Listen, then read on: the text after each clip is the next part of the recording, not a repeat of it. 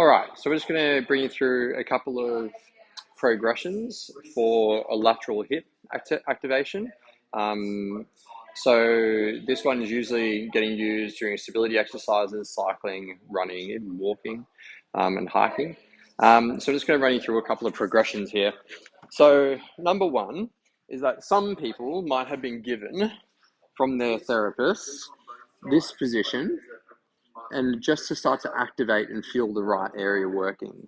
So if you've been given that, then you need to do the activation exercise first, but just a couple of repetitions. So I'm just going to presume that you need to do that very first stage.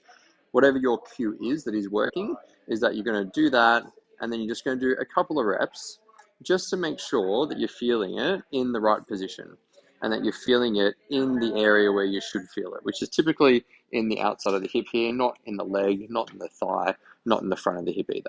Okay, so feeling it in that right position. After you've done a couple of repetitions of warm-up so that you can feel it, so literally just up to 5, then step number 1 is going to be trying to get that same feeling with in this abducted position. So what you're going to do is you're going to put your back and shoulders and everything right up against the wall. You're going to come out and you're going to tip your foot down and in just slightly.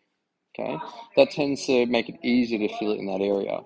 If you need to, bring your foot forwards a touch just to feel it more. Just play around with that. If you feel it more here or here, it doesn't really matter. It's wherever you feel it the best. All right. Then, after you've conquered this exercise, the next step will be to starting to do some active raises. So actually going down and you're coming up, doing these scissors, trying to keep in line with the wall to avoid you from kind of coming in and doing them out here. Okay, so strict hip abduction, just hovering, not actually touching your feet together, coming back to the midline and back up again. You don't need to go any further than about this angle, about the 50 degree. Going further, unless you're a dancer, isn't going to be important. And what we don't want to be doing is for this toe to be coming out either. You'll be using a different muscle. So toes forwards or down a little bit, and then doing these clamps or these scissors. All right. So they're the first 3 progressions. First is your setting activity. If you've progressed that and you've done that well, then going on to those holes. Once your clinician has cleared you to go on to the next step, it'll start to be those scissors.